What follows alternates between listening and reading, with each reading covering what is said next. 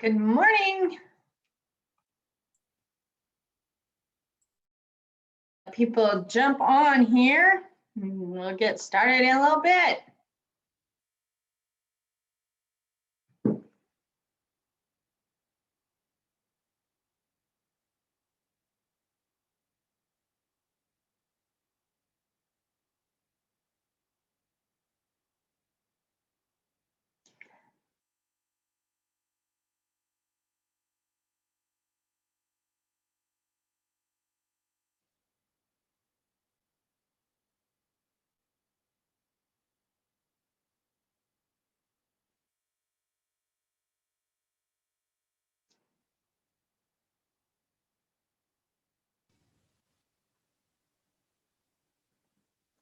Good morning. Good morning. Good to see everybody. Yay, we have sunshine. Hooray. Yeah. Yeah, and it wasn't too bad this morning.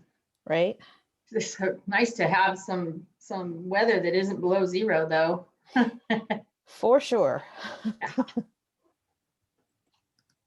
It's hard on everybody. Showing property, I mean, just everything is harder when it's so cold. Yeah. I mean, we do need the snow. Yes, indeed. Indeed, we do. That is for sure. And hopefully we'll get some spring snow, that wet, heavy, that's not so cold, that melts fast and just gives us a lot of good water. So I'm excited for today's class. Today we are talking about sellers, and we're going to cover the seller portion of this class in the first hour and a half. We have a special guest today, Phil Shell, who is the he's a owner with the company, with Chad, a business partner, also manages the Arvada office, the Old Town office, and oversees some of the activities in Golden and other areas there. Phil's been in the business a long time. He's got his emeritus membership with the Association of Realtors. He doesn't have to pay his dues anymore. So that's a cool thing. When you've been in the business long enough, you don't have to pay dues. I guess that's when you really arrived, right? So I'm not there yet, but I'm close. I think I've been 34 years now. Another 6 years of paying dues, maybe I don't have to pay them either. And that's all good.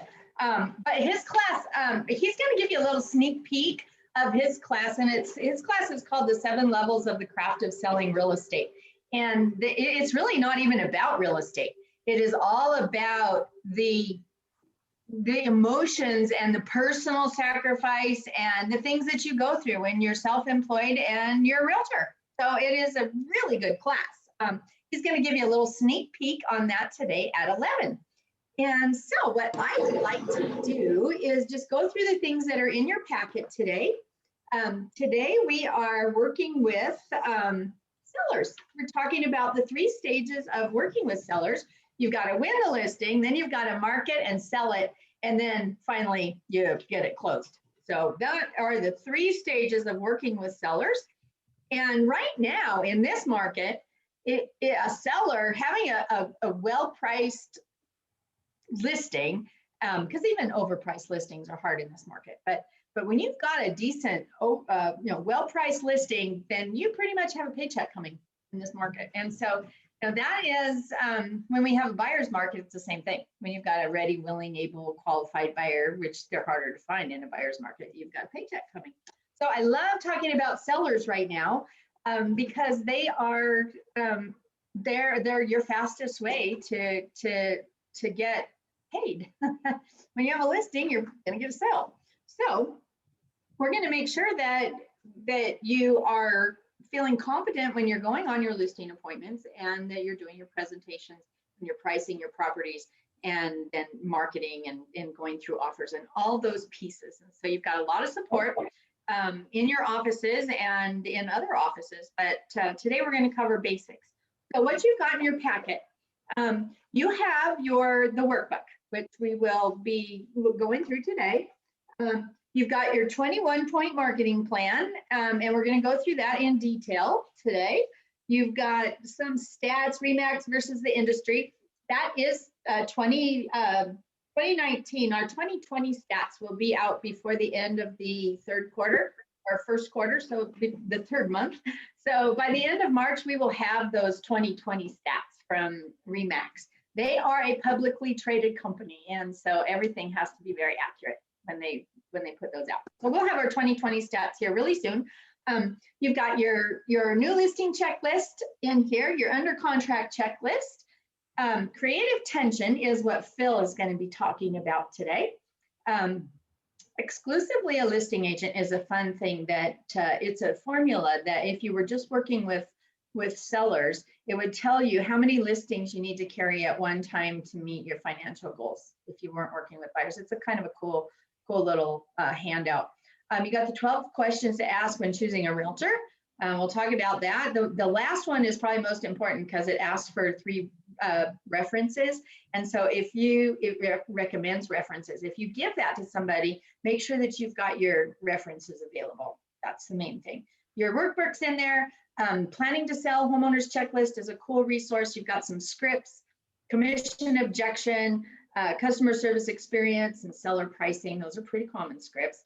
And then a really cool questionnaire to help you when you're talking with your sellers, and a net sheet that I'm going to go over with you to help you go over the figures with your sellers and explain the fees and how it's broken up and things like that. So really, really good information today, and we're going to go through it fairly quickly. Starting out, what do sellers want? We learned what buyers want, but the number one thing that sellers look for in an agent is reputation. And so when they're looking at an agent, they look at what other people have said and what they know about them. And so when they're looking, they want to accomplish 3 primary goals. And when you can show that you are the best person to help them accomplish these goals, then you're more likely to win the listing. And so you want to always focus on the seller's needs. And they might be in different order than this. So that's why you're really going to make sure that you ask and clarify. But most sellers want to sell quickly. They don't like having a lot of people in and out of their home. They want to get the best price and the least amount of hassle. And so all of those things together don't necessarily work together. So if they want to sell quickly and for the best price, they might have to make a compromise in either being on the market a little bit longer or having a little bit lower price than what they were thinking. So as you're going through and you're determining the needs of the seller, you'll be able to assess what's going to be most important to them. But what you want to do is show that you're going to meet their expectations. Now, remember this is hugely important. 77% of sellers only contacted one agent, and 67% of those used a referral. So you want to be the agent that's referred on these listings. And so that's why it's so important that you're reaching out to your database and making sure they're thinking of you when they're thinking of real estate. And so keep working on that module 1 business plan. If you don't have your touch plan already automated, you'll want to make sure that you have that, because it truly is the foundation of your business. If you're not getting those referrals, then you're going to have a harder time building your business. So with sellers, there are 7 steps to success, and we're going to go through each and every one of these. So you got to qualify the seller, just like you have to qualify a buyer. You have to qualify the seller. You've got to position yourself as the expert. Then you've got to win the listing, and many times you might be competing with somebody. Then once you win the listing, then you've got to market and service that listing. That's easier now because they sell quickly. But in a market where you've got a 6-month marketing time, that's a lot of work. And keeping that seller happy, it can be a lot of work during that marketing time. It's your job to secure the offer or several offers, close the sale, and be their realtor of choice. So like NAR said, the average seller referred their agent 4 times in 6 months after selling their home, and they had a good experience. So that's what you want. You want to be their realtor of choice so that you are getting those referrals. It's a whole lot easier to sell yourself when you've been referred than it is to just start from scratch when you've reached out as a cold call or something like that. So let's go through each of these steps. And the first one really is qualifying the seller. And you think, well, how would you qualify a seller? Because it's not a credit qualify, but it really is if they're realistic. So if you have a seller that calls you and they say, you know, I know the market is really great and everything in our neighborhood sells for right around 500, but I want to try 6 right now just to see if it'll work. So that might not be a good qualified seller because they're not realistic. And you might go to an appointment with a seller and they'll tell you, well, in order to buy another property, we need X from this property. And that's what we need to build our value from. And that doesn't work either. And you'll run into that where a seller needs a certain amount out of their house in order to sell. And sometimes they can't get it. And so they're not qualified for what they need to do. You might run into a short sale these days. If you've got people, not likely a short sale, because they usually have to put down a big amount. But let's just say that you do run into somebody who paid a high price for their property and it hasn't gone up since, and you do run into a short sale situation, and you're going to have to make sure that they understand that. If they think they're going to sell their property and walk away with any funds, or if they need to bring money to the closing and they don't have any money, then that could be a qualifying issue.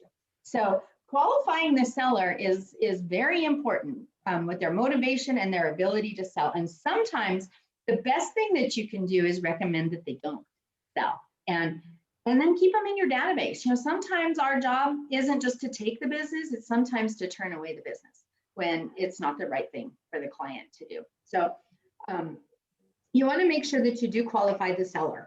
And taking them through a needs analysis, very similar to a buyer needs analysis. They're really important questions that you're going to want to ask. And so it's on page 2 here. Let's just go through some of these questions here. Finding motivation. So what is your most important reason for making a move? And you might find out they don't like the neighbors, or you might find out they can't make their payments. It just depends on the person.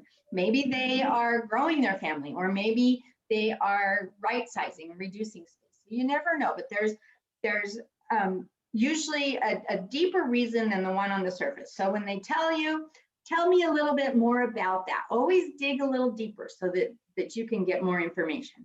Because the better you do with your needs analysis, the better you're going to be able to serve that client. A really great question. What do you think your home would sell for? And you might get, well, you know, that's why you're here to tell me. But what you actually want to know is what they're thinking. You say, yes, absolutely. And that is what I want to do for you. But if you were going to guess today, what would you guess? And you kind of want to know what they're thinking, because it tells you where their head is going to be when you bring them the actual value.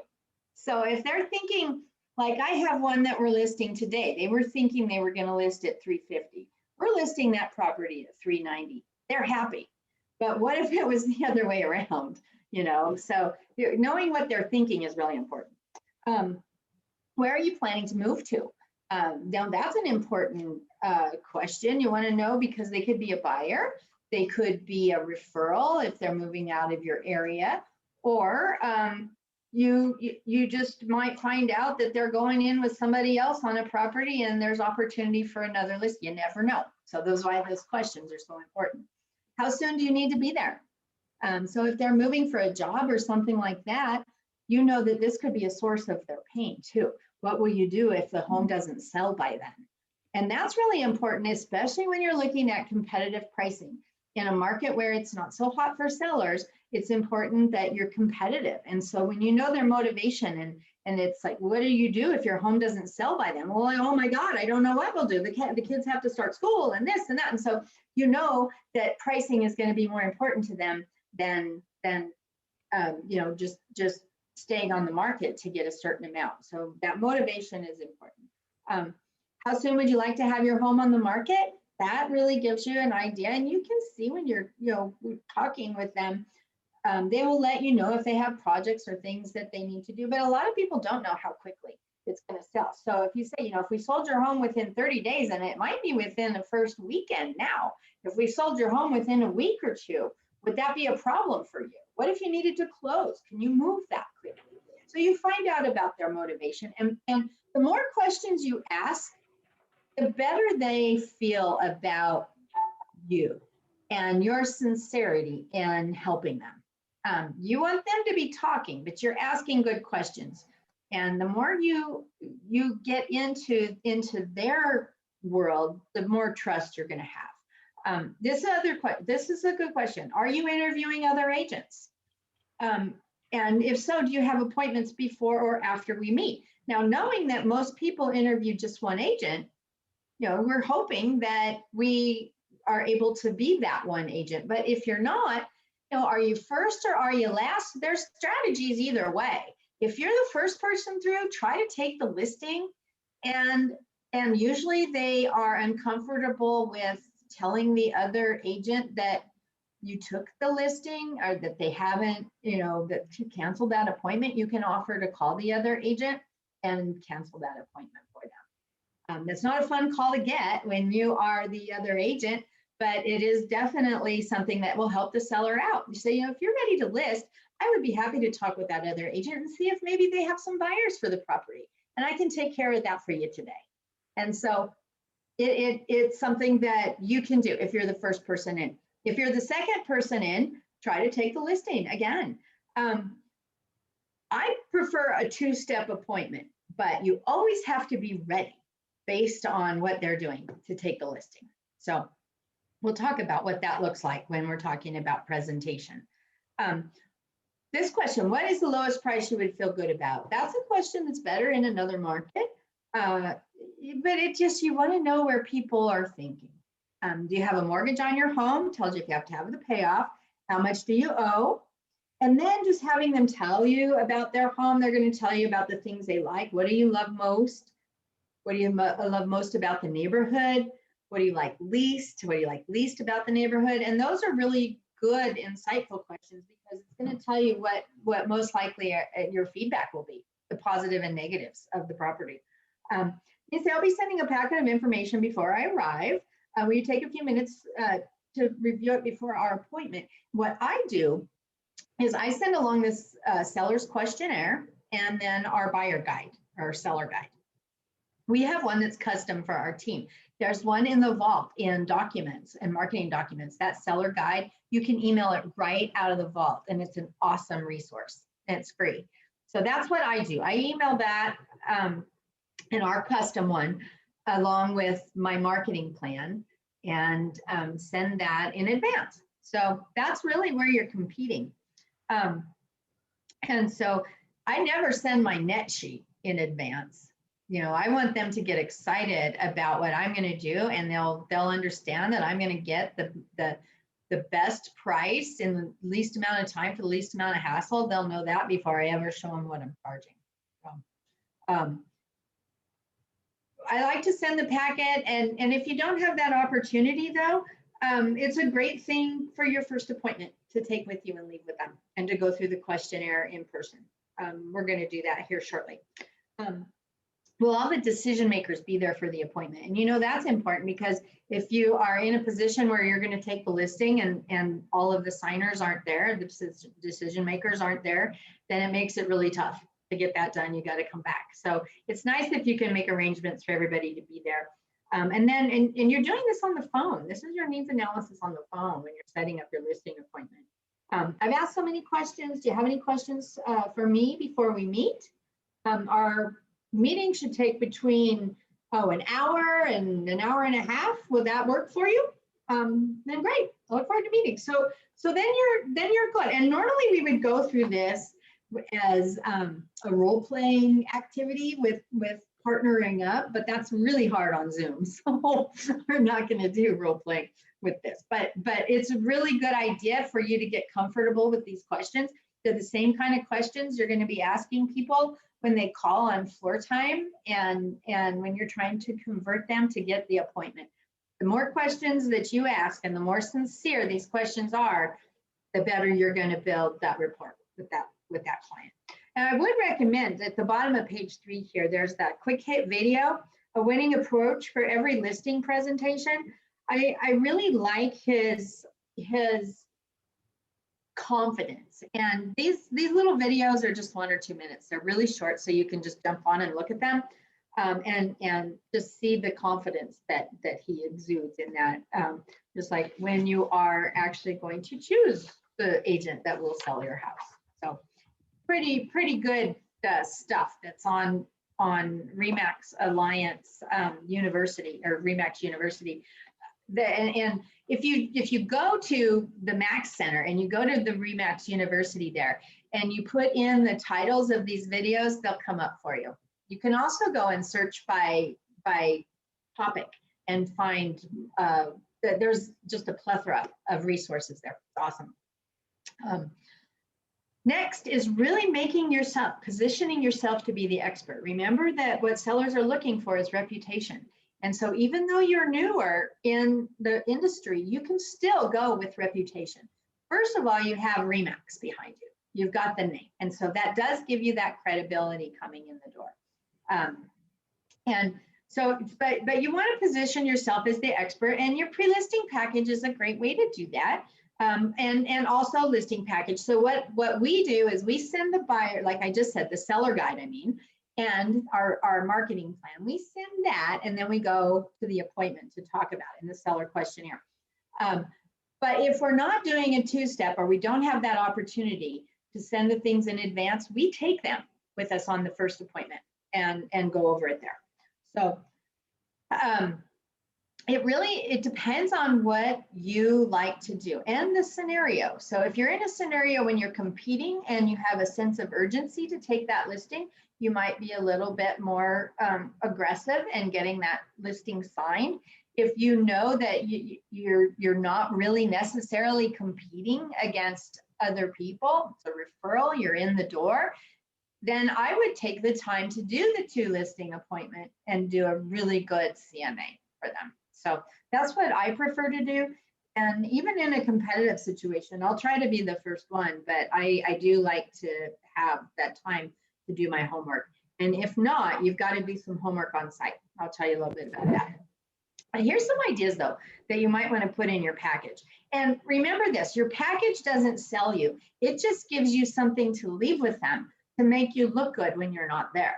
You sell yourself with all with your questions and your sincerity and being the person that's going to help them solve their real estate problem. So, but a good package might have these types of things in it. A cover letter that would thank them for the opportunity, your bio or personal brochure, and you can go to breakthroughbroker.com and they've got templates that you can use there. Or you can have Shannon put one together for you in the marketing division. There's all kinds of things, but you need to have something. This is sort of like your resume. Testimonials, any that you might have for current transactions, or if you don't have any transactions, you've got testimonials, or you should get them from people that you've worked with in different industries in the past. Character testimonials, that type of thing, that people will give you their thumbs up and their confidence. And your sales. Heidi, can I ask you a question on the testimonials? When you're asking for those as a new agent, are you looking for them to your clients to put that in so that it's official on your website? Or are you typing this out and it kind of is open to the fact that you're the one writing it? It's obviously someone else wrote it, but how do you get those, and where should they be put so that they look official? It should be on your website. There are different ways, and so we have Real Satisfied through RE/MAX Alliance. Real Satisfied is a program, and you can talk to your office administrators about making sure that you're reaching out and that they're helping you reach out to your closed transactions for those testimonials, and they will come in and then they will go to your website. But I would definitely, if you get them on Zillow or homes.com, they go to your website at RE/MAX, but we keep our testimonials, and we have our web designer add our testimonials to our Homes in Colorado website. And if you go to greergroupproperties.com, you can see that. And we will just go and review those types of things, or we'll print out that page of testimonials and stick it in our packet for a printed packet. Yeah. And sometimes it's creative, and sometimes you have to send somebody, like they'll like, yeah, I write a testimonial, send me something, I'll sign it. Do it. Do it. because sometimes it's really hard for people to get to the task of writing your testimonial. And if they say they will do one for you, and just send them something that I would do it, and you know, make it sound good. Because those testimonials are really important. Most people will, though, write a testimonial for you. And so, but you want to have both. So the testimonials and your stats, because typically in a situation, you've got two different styles. You've got a numbers person, which can be like an S style or a C style, and you've got the more people-oriented person, which could be like the D or the S and the I. So you want to be able to appeal to all personality styles. And so having the testimonials appeals to those people that really value what other people think. And those tend to be the people-based people, which are your really animated, your I styles and your S styles. Then people that really look at numbers, they usually marry each other or date each other or something. So it's good to have both in your materials. People that aren't so much relying on what other people think are those people that rely on the numbers. And that's why you want to have your statistics, your sales record. And if you don't have your own, you're going to want to have your office. And what it will show is, you know, typically I list for X and I get 102% of list price on my listings, and my days on market are, you know, 13 days on the market for 102% of list price. So those are the type of statistics you take on a listing appointment or put into your record. And it's later in here in the packet, you'll see more on that. Your 5-star customer service experience, that is a really good opportunity for you to go over what you're going to do for them and how you're going to make that a 5-star experience for them. People now really are looking for an experience, and they want it to be fun. They want it to be productive, but it is an experience. Your 21-point marketing plan, and I love Tom Ferry says, he'll always win the listing if you have one more point than the other guy. So I put in this 21-point marketing plan, and we're going to go over it, and you'll see ways that you can actually expand that if you wanted to. There are ways that you can do that. Questions to ask when choosing a realtor. We talked a little bit about that. Contract to closing, the seller reference guide, that's the guide that we send in advance.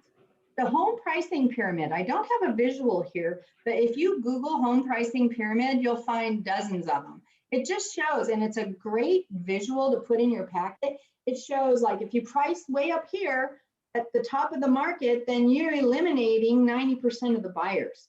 And so it helps you with that conversation of where they should be priced. So the pricing pyramid, it's a good one. The home preparation condition checklist, there's one in your packet.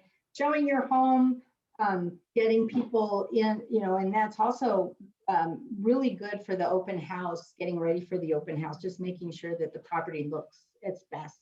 The mini report, I use the mini NAR RPR report. That is a great tool. We'll talk about that also in a little bit. And then the seller questionnaire. So those are all very good pieces to put in your packet.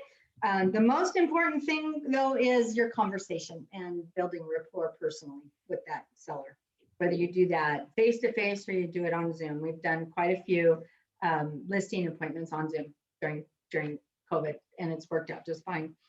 This quick video here, Committing a Seller with Judy Ledoux, it talks about the one-step or the two-step appointment. And I highly recommend you go and you listen to this little video. She talks about those personality styles that I just mentioned. If you go into a listing appointment and you are completely ready to take the listing and you've never seen it before, those people that are the numbers people, the C and the D styles, they're going to question you. They're not going to trust that you know the value of their property unless you do a little more homework. So it's super important. Take a look at that video, and it also tells you that if you go into the house of somebody who's a very animated people person and you get right down to business and you don't take that time to build rapport, you're going to lose credibility there. So it's really important to understand who your audience is. Because some people, you lose credibility if you do that light-hearted chat. Some people, you lose credibility if you don't. So knowing which the people those are is important because it's your behavior is not changed. It's the person's style that's different. So I'm going to do that DISC class later this year. It's a great class, but I haven't figured out how to do it on Zoom because we actually have to be together and you break out into different rooms and I haven't been able to figure that out. So I can do Zoom, but I don't know how to break out into 8 rooms and do all of this stuff. I can't wait till we get together again for that. Well, so really that's your listing packet and other things that you need to prepare for your appointment that are really important. Non-negotiables, I call it, show up on time or early. Not too early though. If you're more than 5 or 10 minutes early, you can catch them while they're still getting ready and that can be a little annoying. So don't be too early, but don't be late. That doesn't go over well at all. Show up well dressed, well groomed and ready to present. So they might be friends, they might, you know, whatever your relationship is for this first meeting, dress up, look nice, look like a professional. That doesn't mean a 3-piece suit. We live in Colorado. You don't want them to question who you are, but you want to look nice and professional. Come organized with your paperwork ready to sign, even if you're not taking the listing that day. You want it to be ready so you can just fill in a couple of blanks. And that means probably all of you using CTM, you've filled out their names and a few things on the contract. You don't actually physically have to come with a contract ready to sign. Come with your iPad or your computer ready to sign. Or you can email to them.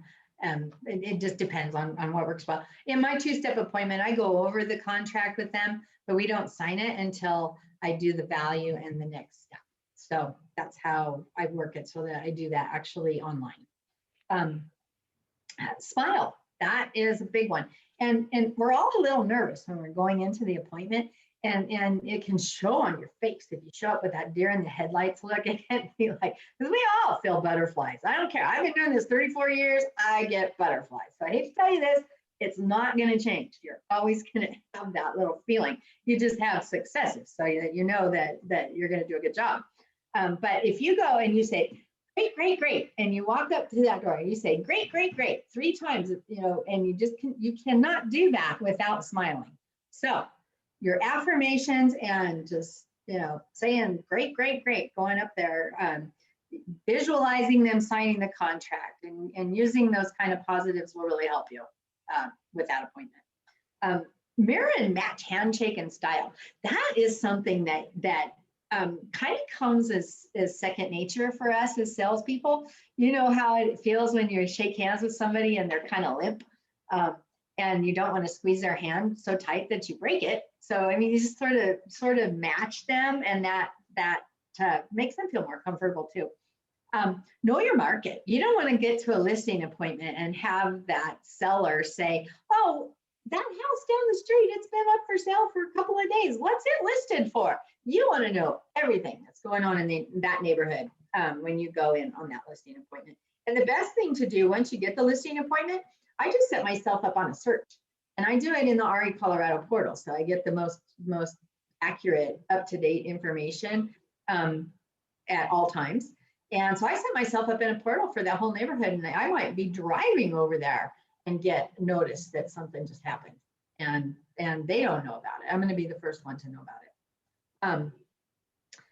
Just know this, that when you spend the time to prepare and to look polished, you're going to have a better chance of getting that listing, even when you're competing. Remember this, that you have about a 70% chance at best ever of getting the listing when you are in a competitive situation, no matter how much experience you have, because many times we are there to help them, give them a personal and professional opinion when they have already made up their mind who they're going with. They're just looking for that second opinion. So it might be their cousin or, you know, a friend from college or somebody that they're committed to, but they don't necessarily fully trust. So they're going to get another opinion. So I just don't want you to feel hurt when you don't get the deal. Just learn from it and fail forward. Here's a couple of things you can do just to make yourself shine a little more though, and that is to know the absorption rate in an area. You talk those big words, it makes you look so much like the expert, which is really just the number of homes that have sold each month divided by the active listings. So it's a pretty easy one to do. And the affordability index, and you can look at that. You can find those numbers looking at the NAR RPR report to get average income for an area. If the average income for an area can't afford the average price for an area, they have a terrible affordability index. And if the average income can afford the average price, then they have a really good affordability index. And I'll give you a good example. Like mountain towns like Vail and Aspen and places like that, the people that work there in their basic establishments there cannot afford to live there. Most people that live in Vail or Aspen or those places actually work somewhere else. Now you look at a place like Commerce City, for example. There's a lot of industry out there. People making some good money.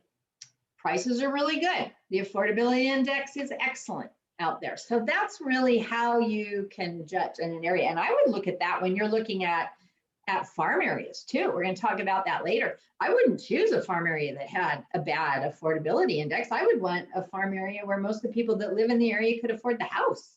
So it would open up buyers. Anyway, that's a whole nother class, but I would think anything that you can do to make yourself shine right now, better. And I love the way that Tom Ferry does that coming soon video. He actually does that when he's doing his listing appointment. He gets it all ready and he's like, I am ready to push a button. And when you sign here, I'm putting this on Facebook and we're going to get started. So that's his coming soon little promo. So, but what makes you unique? You're going to have your own brand. And yes, you've got the RE/MAX brand to help you get in the door, but people do list with people. And so what makes the experience with you special? And that is how you are going to win. So let's move on to page 6. Let me look at my time. I gotta make sure we're done for Phil. We're doing great. 10:05. He'll be here to talk with you at 11.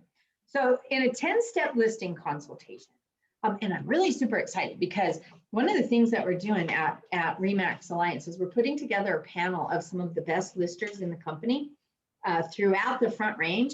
And it's going to be on Zoom. We're going to do a panel of best practices to take listings in this market. We're going to do the same thing with winning buyer contracts when you're working with buyers, how to win in this market. So with some of the people that have some really good stats. So watch for that. I just learned we were putting this on the table last week, so I'm excited about that. But when you're doing your presentation, there's 10 steps that you really go through. And first of all is build rapport. And remember I said, if you don't start, to build rapport with people that are really animated and type people, you're going to lose credibility. If you're dealing with somebody and you know that they are either a CPA or an engineer or something like that, you're going to want to get, more down to business. But you can never fail by giving them a compliment, something about their home that you love. And it might be their artwork, maybe that, just something about it to help build rapport that makes people feel really good. They're looking at you as you walk through the door and how you feel about their home. And that's going to be how they judge how you're going to be able to sell it. I've heard so many sellers, they call like the most popular #1 agent in the area. And that agent goes into their house like, oh yeah, I know this house and this, yeah. This is good, we'll get it sold. Nothing special, just somebody that knows all about their house and knows how to sell it. And there's nothing special. It's just like everything else they've ever done. You can win that listing for sure. Okay, make that seller feel special. And I'll tell you, when you go to put your own house on the market, you might want to hire an agent to do it for real, because being a seller is a lot harder than being the agent. They are attached and they do think that their house is going to sell faster and is better than anybody else's. That's what they think almost all the time. Even my mom, I've been in business with my mom I started with her when I was a brand new agent on their team. So she puts her house up for sale, and this wasn't in this hot of market, but it was. She had a really nice house, but she thought it was the best. And the same thing happened. She's been a realtor for over 30 some years. When she did this and she put it up, and nobody came the first week, and she's like, "What is going on?" I'm like, well, I think you have it overpriced, Mom. And so everybody that she thought would fall in love with her home the minute it hit the market actually didn't come until he priced it right. So it's just every seller loves their home, and almost always, and including us as realtors. So be sure to get that third person opinion for yourself too. Okay, focus on their needs. Now, remember, that is what is most important. They want to know that you care, that you're going to get their questions answered, their problems solved. And so I like to get out that questionnaire and go over it with them when I'm there at the listing appointment. If I send it to them, I'll ask if they had a chance to look over it, and if not, I'll just go through it. It just really helps you to identify some of the things. And I'm going to see if I can. I think I have. Let's see if I can share here. Yep, I don't. Let me grab it real quick. Because we'll just go through this. Seller questionnaire. Okay. Sometimes it works, sometimes it doesn't. Do you guys see the seller questionnaire? Mhm. Yeah? Okay. So you can see how, and I am going to give you editable documents for all of this stuff so that you can make them your own. But it helps you to go through the primary reason for selling, their ideal timeline, the mortgage, preferred method of communication. This is really important. You know, do they want a phone call, an email, a text? Do they like it weekly or every other week? Depends on if there's communication. If it's important, do they just want you to call them, or do they want a text? Then you go through, you know, notable improvements and repairs, the top 5 things they love about it, their home, things they love about their neighborhood, then also the things that they like least. And this is just a really good opportunity for you to go over that information with them. And so that is the questionnaire that we use and that I use for the class, but you'll be able to customize that for yourself. And you want them to really, you know, if they're surface questions, dig a little deeper so you truly understand their motivation, because it's going to help you later when you're negotiating. And then you want them to take you on a tour of their home and point out the features they like, the things that they've done. And you're making notes the whole time. And you're getting a really good idea of what they really love about their house and how you can market that and to make them feel really good about it. Remember, when you take a listing, so if you think of an X and Y grid, okay, here's love, here's the love meter, and here's time, okay? And so at the beginning, you start out here at the top with all this love, okay? But as a seller, when you're in a normal market and it's on the market for a while, the love meter is coming down as time goes on. So you are trying to stay in a place where they love you and their house still isn't sold.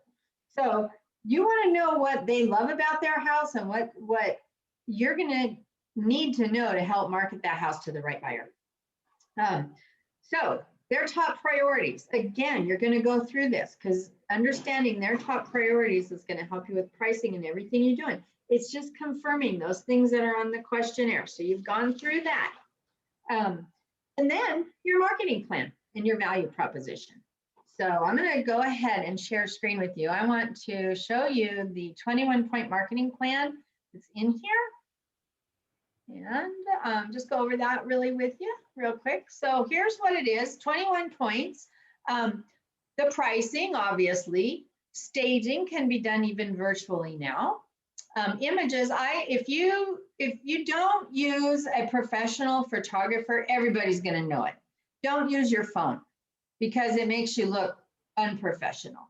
Please do spend the money to get a good photographer. Or if you are a professional photographer, then I'll give you the pass. But everybody can tell if you have cheesy phone pictures.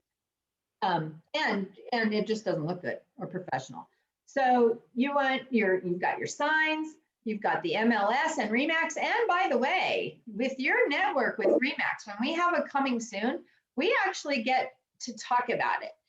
We're going to have the new listing loop that is only available for Remax Alliance, because we're all under the same broker, that we can share our coming soon listings and it doesn't trigger the clear cooperation policy. So because we're all under the same broker. Of course, you still can't have anybody go in and actually see the listing, and you can't market it to anybody outside the company or it'll trigger that, and no open houses either. But we can talk to each other. So you have a huge network and you can talk to your seller about that, because you have a network of over 879 people that have buyers looking for their home. And you have the ability to let them know about it and create buzz in advance. Personally, property brochures, we do a lot of online brochures right now. But you may get to the point where we're doing after COVID, where we have the printed brochures again. Sellers really do like that. Special feature cards are something that really help, especially in a home that may have some features that are like needs improvement. Special feature cards are ways that you can bring out the positives, like new furnace, so maybe over by the furnace room door, new roof, maybe you have by the outdoor, just pointing out some of the better qualities in the home, and it helps people focus on the positives. So that's a good reason to use them. The mobile info systems, if you have Listings Magic or whatever, that's just being able to call in and get the live chat. It's awesome. I love Listings Magic. We carry that. The information book, you can do that with NARPR, really easy. Home warranty. Now make a note of this, because this is something we do, and I'm going to show you our plan in a minute. We pay for a home warranty for our sellers, and we put seller coverage in it. We don't tell the buyers it's on there though, because we use it for negotiation. But we like to have that home warranty in place when our seller gets the inspection, because then they can pay their $80 or $85 fee to come out and have whatever it is fixed. And it's a great service. We get a lot of kudos on that. Just listed materials, open houses, even virtual open houses right now if they don't want to have people in their home. Local, regional, and global marketing. We are a destination location for the largest real estate company in the world. So, and I think we're in over 102 countries now. I'm going to fix that. Target marketing to different agents. That's when you have prospect reservation on RE Colorado. It's it lets agents know of the properties that are meet their buyers' criteria. Agent tours. We haven't done any broker opens for a while, but I tell you, when the market's tough, that is a good way to eat lunch. We'll be back to that someday. Target marketing buyers. That is when you have a buyer that is interested in areas. So you tell your seller that you're going to target market for buyers because you are prospecting daily and you know who's looking in the area. Advertising. Most of the advertising we do is online. We do Facebook ads, we do Google ads. Those tend to be more effective than any other kind of advertising that we do. Updates, and you've already talked to them with your seller questionnaire, and you know what's going to be their preferred method of updating. But I recommend that every week you pull the sales and you look at what's going on in the neighborhood. And every time you get a listing, just keep it in, just have it, so that you've got a portal and it's notifying you of every single change that happens in the neighborhood of your listing. You want to know if you're being a springboard to sell other people's listings, because if you see a lot of things going under contract, you're getting showings, but you're not going under contract and the neighborhood is going under contract, you're being a springboard to sell other people's listings. And you want to look at this weekly. Kind of analyze your CMA every week. It is more important in a changing market, which right now we have an up and down, we have an up market. So I have a listing I know I'm taking. We did the market analysis about 3 weeks ago. We're definitely going to need to do it again because there's a couple houses that have closed for over 20,000 more. So that, and a couple that have gone under contract. So you're always looking at that pricing weekly and following up with them. And easy communication. That is one of the #1 complaints about any agent is how they communicate. And so that is a way that you can really shine. Now you can see I put 21 points on here, but you could break these down even more if you wanted to. Now I'm going to share with you our Seller Plus listing marketing package. It takes this all into consideration. it looks like this. So this is our team, and this is our package. So when we send this. So we have our 21-point marketing plan. We also do this stuff. This is our Service Plus. 2 hours of handyman, professional staging, professional photography, the home warranty. We do the unclutter boxes, and we go to BizBox and we buy boxes that have our team logos on them, and we bring 3 of them. And I think I mentioned this in one of the other classes. We bring them on our initial listing appointment because we want our face, our logo in the door, even if they are interviewing other people. We do a professional house cleaning at move out. They love that. They don't want to clean their house, but the buyer does. So we just automatically do it. And we have donation services. So you, whatever it is that you do that is going to make you shine, you want to be able to win those listings. And so, by the way, I get this piece done through Dan McNeese over at First American, and you guys are all welcome to copy. So anyway, I usually am not competing against other RE/MAX agents, and I am a believer in abundance, and I don't mind if you copy my stuff, okay? So awesome. So this is the point where you're either going to go home. I see Phil. Hey, the real estate guru has joined us. This is Phil Shell, who I was telling you about. That's going to talk about the 7 levels of the craft of selling real estate here in a little bit. So it sounds like you're going to hang with us for a little bit. So good to see you. Awesome.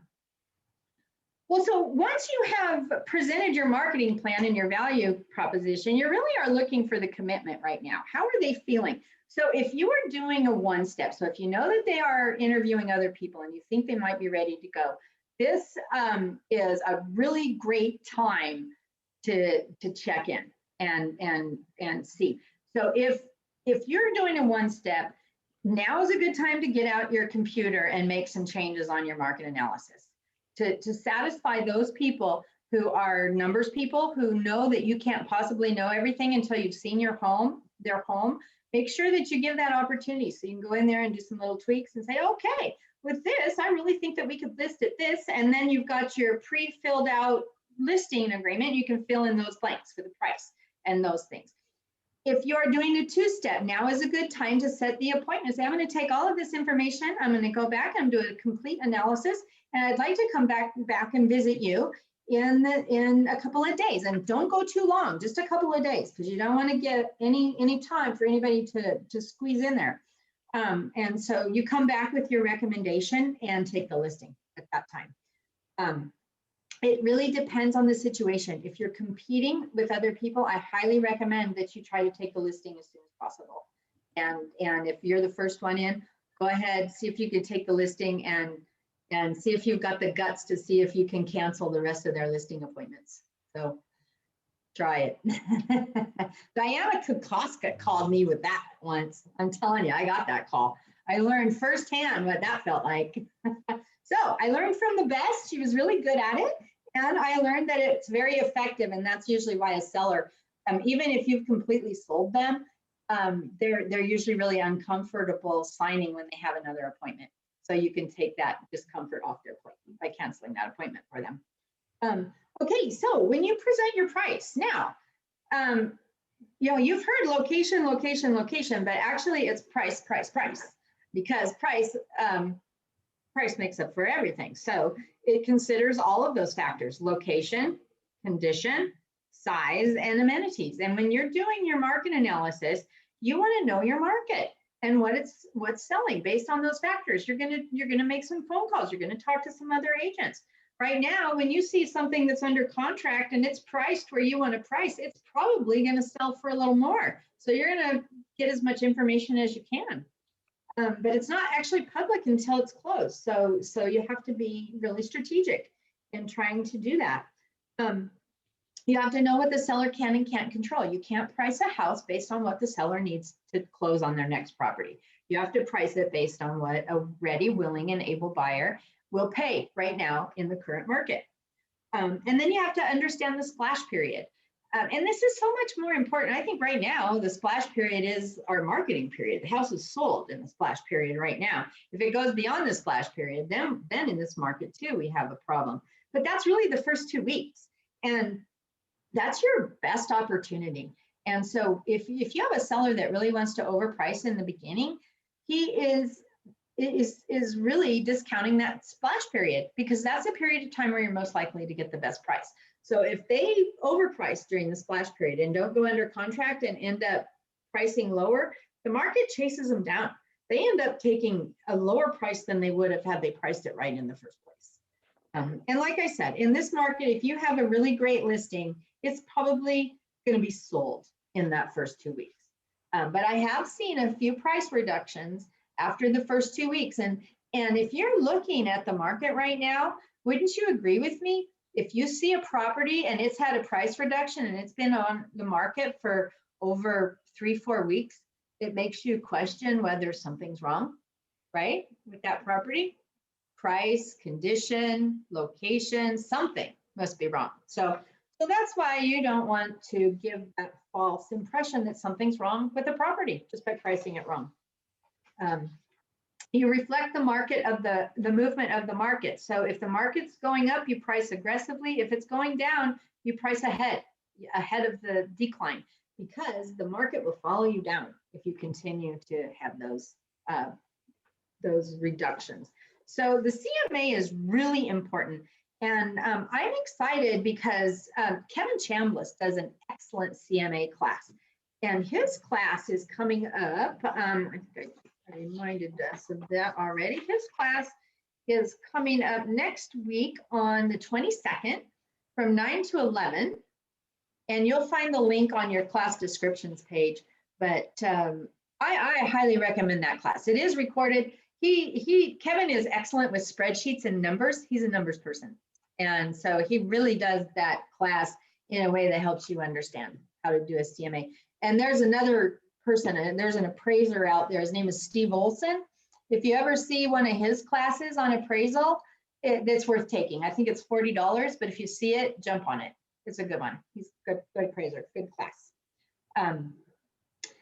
And so I just want to mention, though, that there are so many different programs you can use to do a CMA that it isn't necessarily the program that you choose. It is your professional ability to really fine tune and hone the price of that property. You're going to know what that property needs to sell for. You're using the program to justify what you already know. So most programs, you're going in and you're adding the data and you're working it so that it makes a really nice report that gives you the value that you know you should list at. And I like to use NAR RPR. It's a great tool because it is one of the things that we get by paying our realtor dues. And I also think that it's one of the better programs. Appraisers use it. It's great for making adjustments, and it's also something that you can use to help people if they happen to be in another state. I've had several occasions where I have had a past client or even a realtor I do business with ask me to get them information on a property that's in another state. And I've been able to pull that up and even do a complete market analysis. I did one in Mesquite, Nevada, for an agent who was buying out there, and I was her referral, and we were able to do a complete market analysis on a property in Mesquite, Nevada, using NAR RPR without being a member of their MLS. So I would highly recommend that you get to know it. It's a really good program, and I use it with buyers as well. But you need to have your NAR, your NERDS number, from the Realtor Association to set up your profile on the program. And it's National Association of Realtors Real Property Resources, what it stands for, NAR RPR. And I would say if you don't already have it set up, go set it up. Do a sample on your own house or another house that you choose. It's a really good report, and I think that you'll appreciate. So what I do is I pull the mini report before I go on a listing appointment, because it can tell me all the mortgage information, all the deed information, and all the basics that I need to know. And it looks like I did a lot of homework, and it takes about 2 minutes to pull it up. So it's really awesome. And then the other thing you're going to do, you're going to review your when you come back on the appointment. Either that appointment you're reviewing your value, or your second appointment. You start with reviewing the value, and then you go over the fees. And that's the part where people get kind of uncomfortable sometimes. I just want to share the screen really quick. This is the form that it's in here. I hope I have it open anyway. Here it is. So this is the net sheet that we use, and you can choose which one you want to use. I'm going to provide this one to you, but you can see here how I have the listing broker fee and the discount. I always have some type of a discount that I give my clients. They love to see a discount, and I like them to see it in money. But this is a typical example in your packet of a 5.6 listing that is discounted. So each person is getting 2.8 and the seller is getting that discount. And this reflects some of the stuff that is included in the 21-point marketing plan. It just shows the cost that you're putting into it. So that when they're looking at your fees, they see you've got some skin in the game. You're paying out the co-op, and it is a lot easier to have that pricing conversation when you're looking at numbers like that. Okay, so that is in your packet. Yeah, and I see there's a lot. Let me make sure I don't have anything in the chat here. Yep, they have a great net sheet. I'll tell you what though, the problem with the net sheet that they have is it doesn't put the interest to closing on there, and that's almost a full payment. So if you just go by the net sheet that you get at the title company, you might be a full mortgage payment off, and you don't want that. So make sure that you have that prepaid interest in that title company net sheet, okay? I say that from experience. I've used that net sheet and it doesn't have it. I like my net sheet. You can use the one that you like. So setting expectations, and you've got my 5-star customer service experience. You can review that with them, and then also what you expect with them. As far as setting showings and making sure that the house is in good condition, because you're going to be investing. You look at the things that you do to market that property. It's going to cost you some money to market that property, and you want to make sure that the seller's realistic too. So setting those expectations, let's see here, is hugely important. And I'm going to see what I have here. Seller questionnaire. Oh, I don't have that one, so I'm going to skip that one. I'm going to get it on Phil's here because that's what we're going to do next. It gives you the opportunity to tell them how you're going to support them and really review those fiduciary responsibilities on your 5-star customer service experience, and then to talk with them about expectations, like if they're going out of town and things like that you need to know, if they're going to cancel showings, or there's a birthday party or things like that. Just reviewing those expectations. And at this point, you've got your marketing plan, you've gone through the expectations, you've shown them how you're really going to support them. You've shown them how you are going to be able to sell their house quickly for the best price, for the least amount of hassle, depending on what their motivation is, in order that you put that. And then you close for the listing. And it's like, if it sounds good, like, have I answered your questions? And you feel confident that we're going to get this done? Yes, I do. Well, let's start. Let's sign right here and get going. And so then you just close and you're ready to go. Okay. Then the work starts. Then you have the listing. So in this market, you're gonna probably time it so that you put it on the market probably on a Thursday, and then you're gonna have the weekend showings and maybe all offers presented on Monday. It's a crazy market, but that doesn't always work that way. And so you want your seller to have a market ready home. So you've got the listing, and here's what you're gonna tell them to do. Give them the seller's checklist. You want that splash period to be the very best that they're home. You want it to shine. So make sure when it hits the market, you've got it ready for the splash period. So here's their checklist. Explain they need to keep it clean. Now, fortunately, probably they'll only have a weekend or maybe 2 of showings. So that's not going to be a long-term problem. But I tell you, in a 6-month market, it's a problem.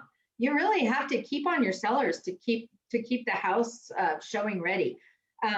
Being aware of odors, trying not to have them cook fish and things like that at night. And like if they're smokers or they have cats, there can be some issues there. So you've got to talk to them about that.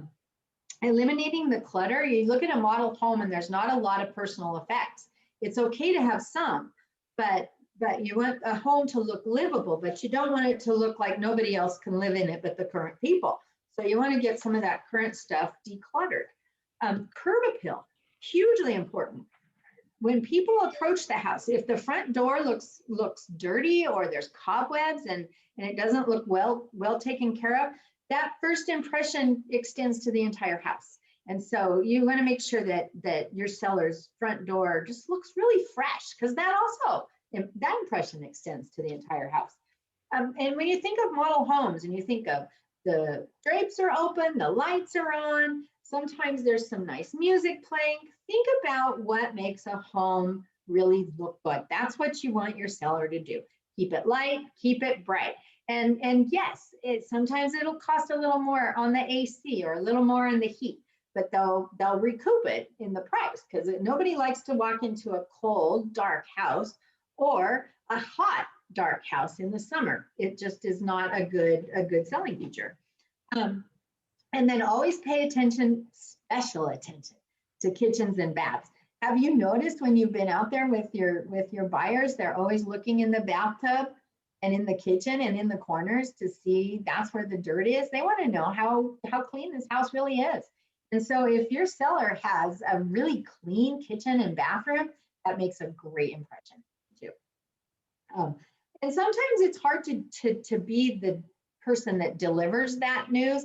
And we do have a stager that if the house is in really bad condition, we may have that stager go over and have this conversation so they don't shoot the messenger. We're not the messenger then.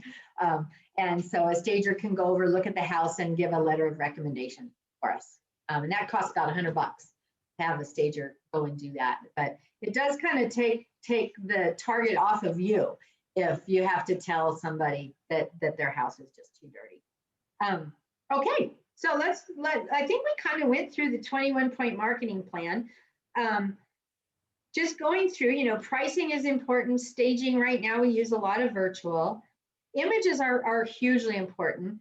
You've got Virtuance, you've got Realty View 360 or Realty 360 View.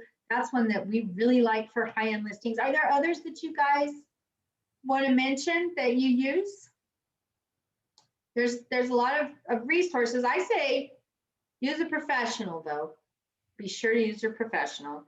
I've had so many agents, I'll say this, agents have come to me, I don't know what is wrong. I'm not getting the showings I should be getting on this property. And this, I had an agent that had a property listed in Layden Rock, and this was about 2 years ago, and it was like $700,000 property, and she took pictures with her cell phone. I said, let me see your pictures. And I looked at them, and she had cheesy pictures for a $700,000 house. And as soon as she got a new tour and got those posted, her showings went up and that property went under contract. And, fortunately it was her parents. So she didn't, have to have egg on her face with her seller, but you don't want to have egg on your face. So use a professional for sure, unless you are one. Your signs are hugely important. The RE/MAX system is one of your best tools. Be sure to leverage that. Your property brochures, special feature cards, all of these different things we've gone through. And right all the way down to the end, communication is so important. And that is the biggest complaint I ever hear when a seller is changing agents or they didn't hire someone. It was their communication wasn't good. And in fact, I'll give you a story that just happened last night. So I have a client that I sold a house to like 20 years ago, and apparently they got squirrely and were going to go with Redfin on me.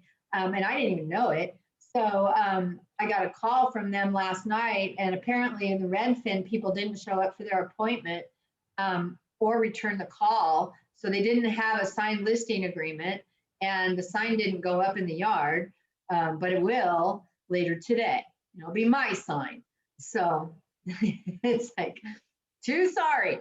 So that communication is hugely important. And so make sure if you ever aren't able to answer your own calls, that you have somebody that can field those for you. If you're out of town for the day or you're off on appointments, make sure you have an autoresponder or something so that people can reach you. Heidi, this is Cheryl. Hi, Cheryl. I've got one quick question on the special feature cards. Is there any rule of thumb really to follow in terms of size, what it looks like? You Any know what? helpful hints? I would say there is. Okay. I have never seen it in writing, but everything I've ever seen is about the size of an index card. Okay. Yeah. And usually done on the computer and looks kind of nice with a little logo on it. Mhm. Yeah. Okay. So yeah, and I bet they use the postcard setting on their.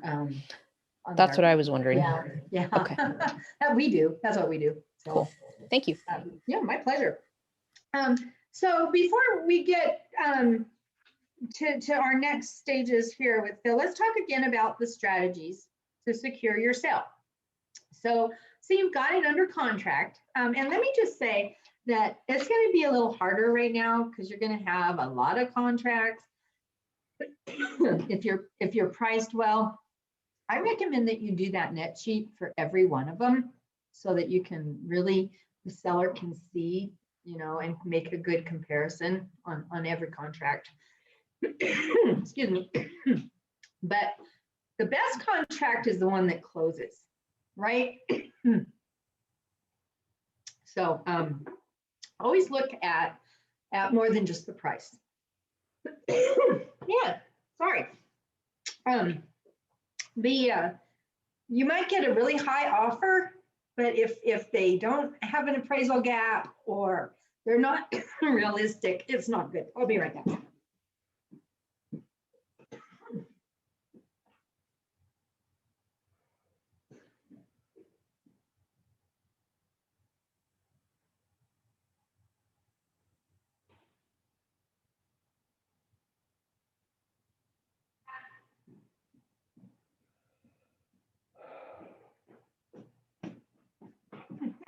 My apologies. I think there's some water, so I don't cough.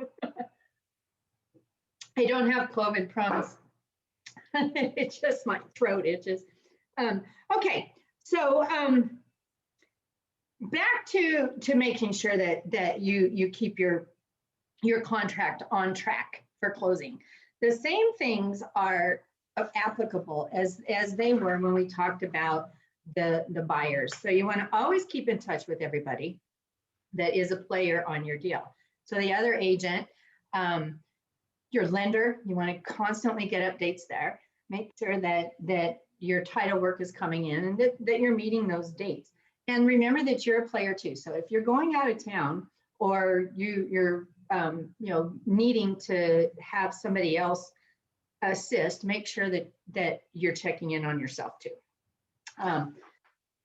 Asking questions, making sure you understand, tracking those dates and those details. And again, having that problem-solving attitude. If something goes wrong, if you don't really know what to do, check in with some of the other more experienced people, because a lot of times there might be solutions to help you with your deal. So don't throw in the towel until you check with a couple other people. And so then the 7 major issues are the same. So even in this market, if you go under contract, when you go under contract with your seller, they're still going to wonder if they might have been able to get a little more had they, stayed on the market. In a competitive situation, it brings in a lot of other variables too, because you've got the appraisal gap and inspection and things that you don't have really in a normal market. But you can still run into the seller doubt, where they might have gotten a little bit more and that the buyer might have been able to get a little bit better deal. So those are always issues. And just know that buyer remorse and seller remorse happens in any market, and be prepared to help your seller through that. That's why you've got, their reasons for selling, their motivations, and why they're going to where they're going, so that you can help them through any doubts that they have. And then just making sure to keep on top of these dates. You don't necessarily have to remind the buyer's agent to send you an inspection objection. That's something you definitely want to keep track of when you're the buyer. But if the buyer's agent doesn't get that objection to you within the objection period, then they really don't have the ability to send in an objection unless they get your seller to make an amendment. So just keep an eye on all of those dates. You want to make sure you get your title over and that you're doing your job, and keep track of what's happening on the buyer side too. inspection and appraisal, as far as inspection goes, that is the second point of negotiation. Again, it's not as tough on sellers right now, but I have seen buyers in this market bring a laundry list, and you're just going to get through it. It's your second point of negotiation. But here's the thing, and I hear this all the time. People will get under contract and then they'll ask for some things on inspection because it is harder for the seller to put their house back on the market and start over. So your seller might agree to do some things that they didn't think that they would just because they don't want to start over. I saw that yesterday with one of the agent's deals. So, and then appraisal, as a buyer's agent, you have an interest in making sure that appraisal comes in. If your buyer has offered an appraisal gap, you want to make sure that appraisal comes in as high as possible so that your buyer has less money out of their pocket. But also as the seller, you're usually getting a pretty high price. So justifying that appraisal is important right now. And I know like one we have for sale in an area where a bunch we've sold, it's under contract. And there are several appraisers working on sales in the area, all calling all of the different agents to try to figure out what to do because the comps aren't there yet. They're all going to close at the same time. So it'll be interesting. But it's an interesting market right now. That's one of the wonderful things about our business, though, is that it does change and that every day is a little different. Every client's a little different. But you still have the same challenges, buyers or sellers. With loan approval, when you're on the seller side, the buyer can cancel on you and not even tell you why. When, on loan objection, they're just not happy. Okay. So that's why you want to make sure that you really have a strong buyer, that they really love the house, and that you're keeping on top of things, because even in the best situations, a deal can fall apart at the end. So keep on top of everybody, watch those contingencies, and do your very best to keep it together. Hopefully you don't have to put it back on the market. It happens every now and then, but not that often. As far as after your seller closes and they move away, it's a little different because you're not going to really go in unless you've sold them another house as well, and see, them after they've moved in like you do a buyer. If your seller is moving out of state, then your follow-up might even be different. But still, you want that follow-up to make sure that the possession went smoothly, that you want to be able to deliver their gift and whatever that might be, to appreciate them. And that's the time to get referrals. Remember, NAR says the seller referred their agent 4 times in the 6 months following that sale if you've done a good job. And everybody wants to get 4 seller referrals, right? That's the best. It's the best. And then, keep in touch. Even if somebody moves out of state, sometimes they come back. Sometimes they know people that move here. Put them in your out-of-state database and remind them that you're their Colorado real estate resource every month. And with that, I'm just going to review some of your action items, and we're going to bring Phil on. Awesome. So action items for the week. How are you guys doing on your daily contacts? 5 a day. It's hard, huh? You can do it. The 2 new ones are really hard because that's hard to get new contacts right now.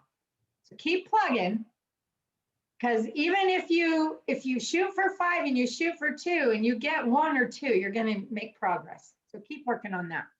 Your thank you notes. And if you're not sending your thank you notes, your cute little notes after you talk to somebody, if you don't have any, you can always get with Shannon in the marketing division and she'll print you some up real quick that are custom to you, that have your name and all your contact information. They look great.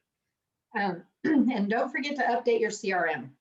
So the Vault, Booge, whatever CRM you are using, keep it up to date because that is the foundation of your business.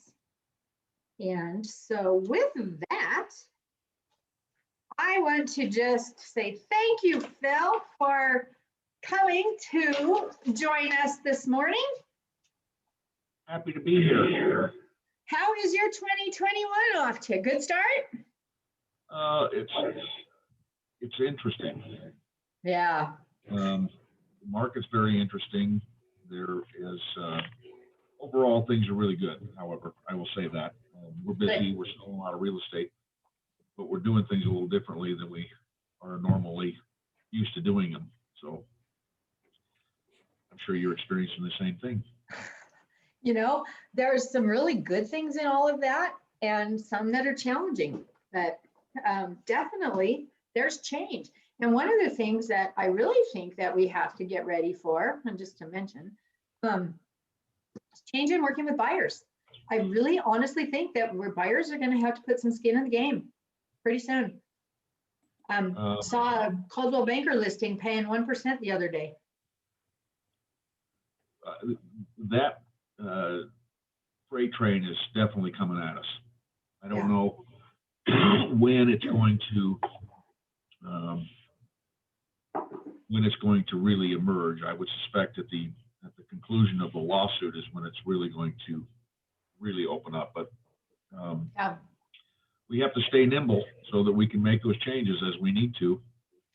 Maneuver through it.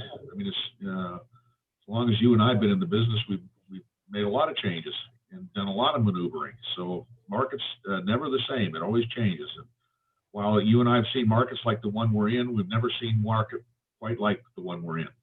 Right. So it's Crazy. It is crazy. It is crazy. You know, in 2015, I said this can't sustain itself. This won't stay. This just can't sustain. And here we are 6 years later, and it's worse. Right. You're right. That's true. And this can't possibly sustain. Right. Right. I'm going to share really quick your form so that everybody knows what they're looking for in their packet. It's this one here, peeps. So creative tension and personal mastery. But I'm not gonna share this while Phil talks because we want to see Phil. So There you go. awesome. Well, if I can get a little gauge from everybody so I have an idea of your experience level within the business. Can you hold up your fingers to be careful with the finger? I'm privy to that. As to how long you've been in the business? A year, less than a year, 5 years? Okay. See a lot of ones out there. Okay. Too many fingers.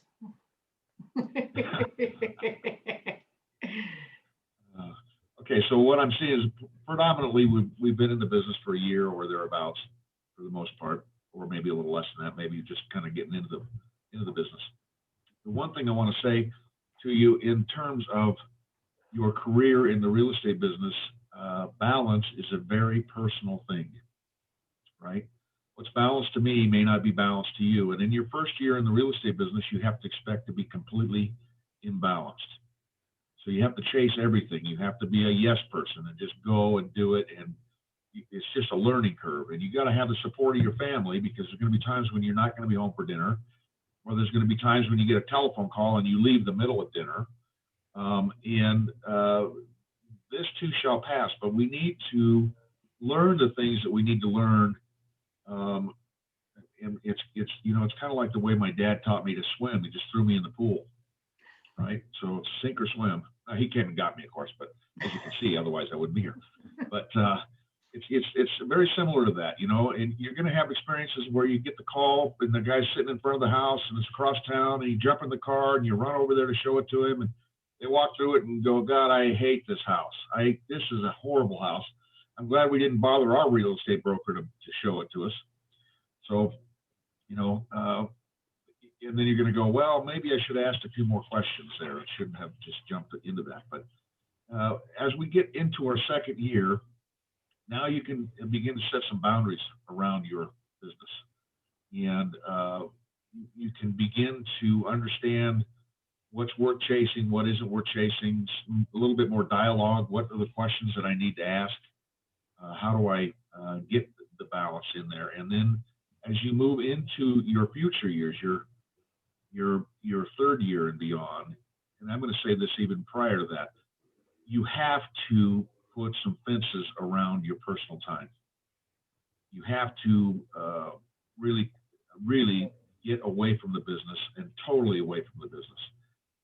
for at least a 24-hour period, and ideally for a 48-hour period. Now, the market right now is such that it's difficult for us to get away for that period of time because the property won't be there. So that becomes a little challenging. But I will tell you that it's hard for you to give yourself away 100% if you're operating at 50% level. It's not hard to get to 50% in this business in a pretty quick manner. So take time for yourself. Take time to back away, completely shut down. One of the things that I will say to you that I think, as I've observed this, a really good tip is to go get another cell phone. Pay the $10 a month to have the other cell phone. And that number is the number that you give to all the important people in your life. Okay. So the problem that we have is we can't shut our phone down because the kids are going to call, the parents are going to call, brothers, sisters, whatever. We have important people in our life, so we don't shut the phone off. And when we decide to take time off, we look at the phone, caller ID, client, I'm not going to take it, send it to voicemail, and the phone chirps at us, and I compel you to not get into your voicemail and listen to that message. And the minute that message is listened to, it all comes back in. And now I'm not in the moment anymore. I'm back in the business. So if you had a second cell phone, that one you can leave on. You can turn your business phone off. And you can set the expectation. Hi, this is Phil. Leave me a message. I'll get back to you tomorrow. I won't be available till Thursday. Whatever that message needs to be, you can set that expectation. And the people around you will understand that. Now, again, our market right now is a little challenging. So we have to balance that whole piece in there. But the people around you will understand that you need your time as well. So any thoughts about that? Anybody experiencing those challenges? Shelby's nodding. So it's a long time ago, it was mid-90s, I decided that I was no longer going to work on the weekends. I had little kids. My wife was stressed out. And so I stopped at 5 o'clock on Friday. I didn't go back to work until 8 o'clock Monday morning. So I completely shut the weekends down. Very difficult, if not impossible, to do in this market. But, you could take Tuesday and Wednesday off in this market, maybe.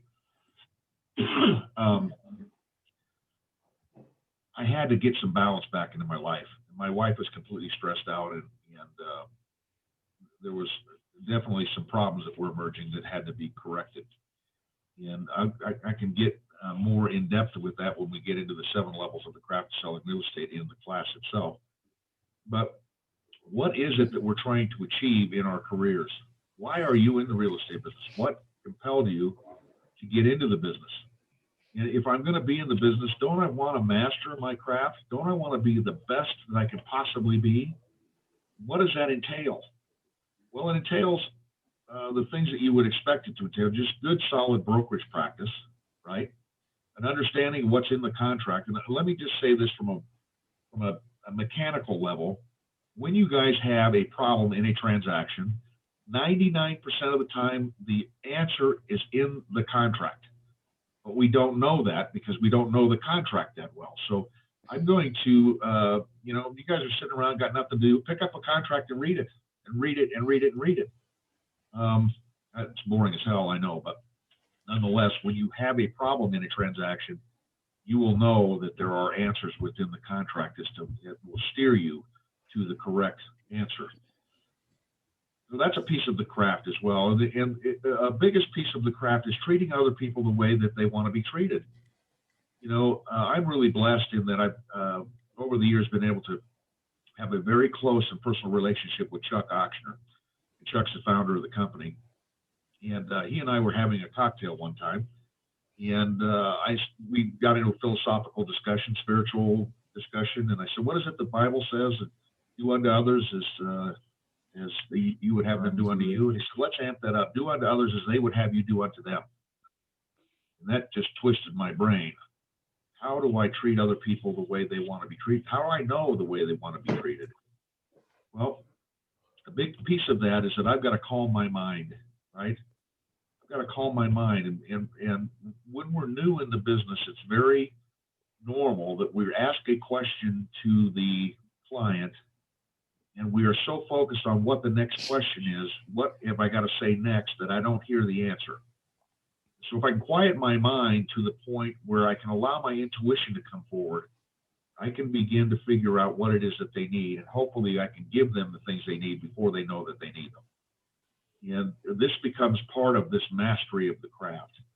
So if I can get to the 7th level of my mastery of the craft, I can really be of service. That's really where I want to go with this. I want to be of service. And I want the laws of attraction and manifestation to come to me. Things just begin to come to me, right? My ego is gone. And I will tell you guys, your ego in this business is not your friend. Now, as far as your ego to keep you from running into the street and getting hit by a car, that's probably your friend. But we have to find a way, in order to be a real master of our craft, we have to find a way to communicate in a way that is effective. I don't have to be right. I don't have to be good. It doesn't have to be good or bad or right or wrong. I just need to be effective in order to solve the problem. And sometimes that means that I got to apologize for things that maybe aren't mine to apologize for, but it's necessary in order to get over the hump and to treat the people the way they need to be treated and to get past the problem. I can tell you right now, the way the market is right now, there is so much attachment and ego in the marketplace right now. We are creating problems that don't exist. I don't know how else to describe it that way. Some of the issues that I've had to deal with in the last month have just twisted my brain, and it's really around somebody stopping their feet and saying, "It's my way. It's got to be my way," and that doesn't serve anybody. We got to just find our way through it, right? So we want to be able to detach from our judgment, detach from our attachment. So attachment comes in a lot of different forms.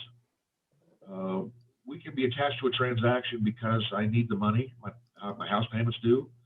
I can be attached because this was referred to me by my dear friend, and I've got to really show and perform in this particular transaction. There's a lot of faces of attachment.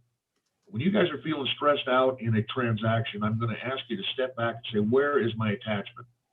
Because it's the attachment that is creating the stress.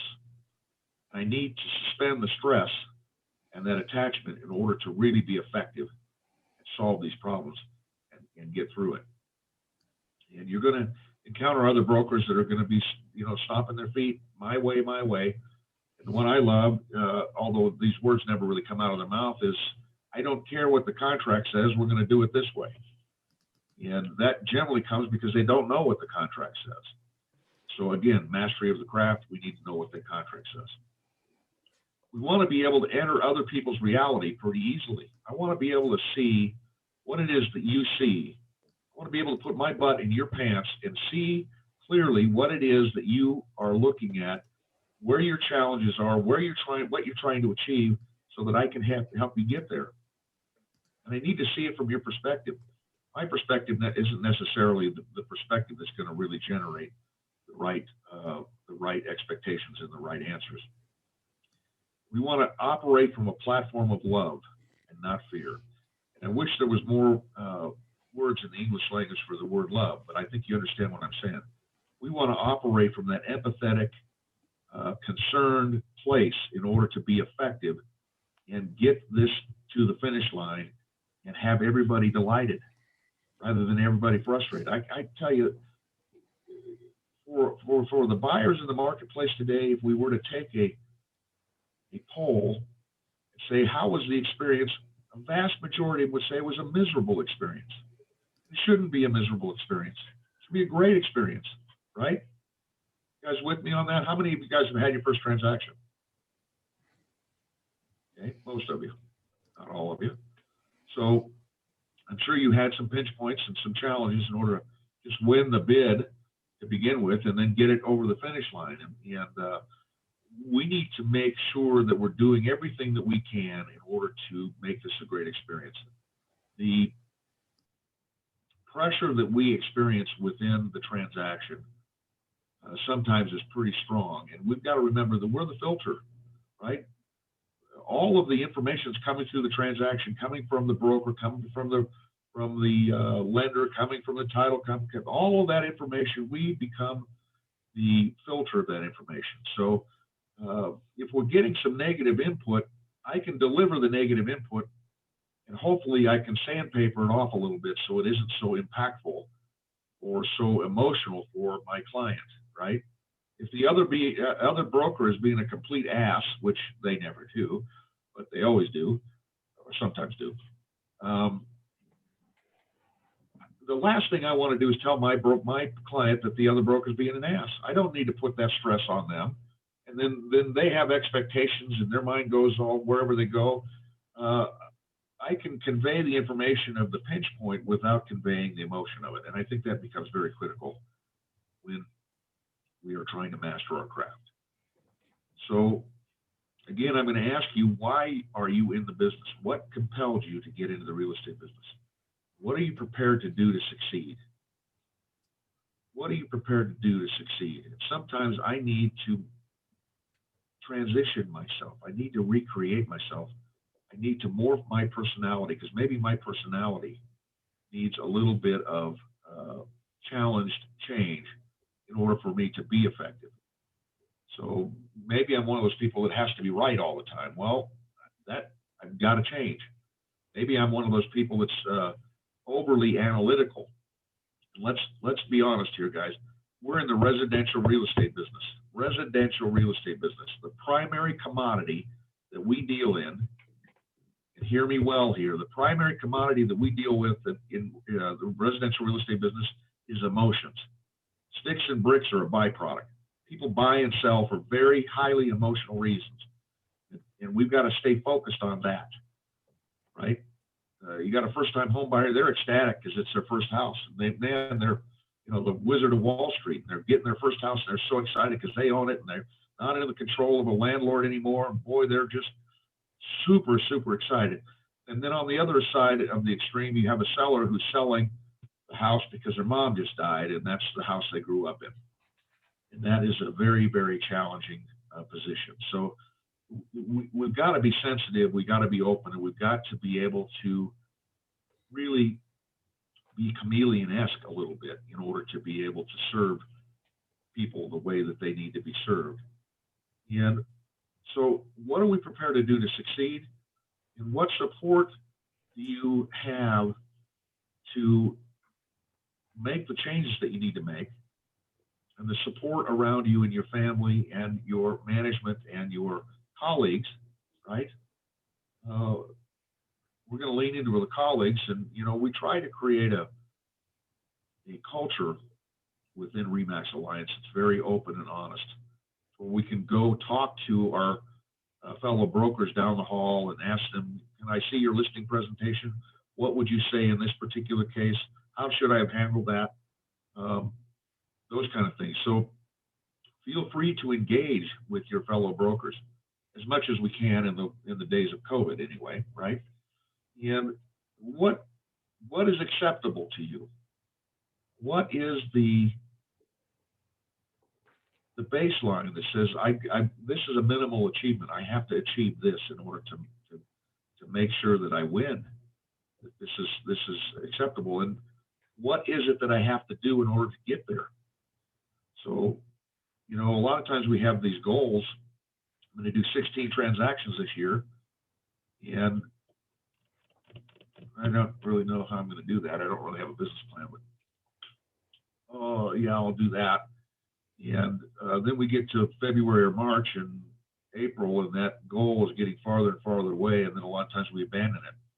And then the self-talk kicks off. And, the psychology of our business is fascinating to me, because we get hit from a lot of different angles. We get hit because of the client's emotions, and then we get hit from our own emotions in terms of our credibility, in terms of our worthiness, in terms of our successes or failures.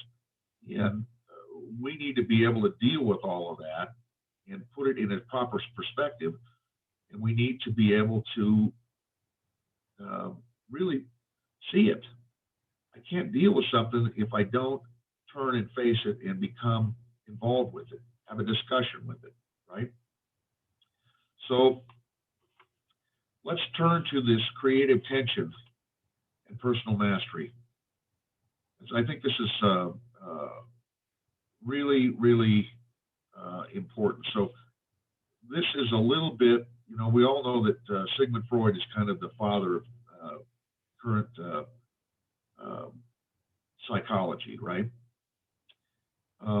This really is along the lines of Gestalt therapy or Gestalt psychology, which is a little psychology, a little mental help for people that are mentally healthy. Just we're going to polish the edges a little bit, okay?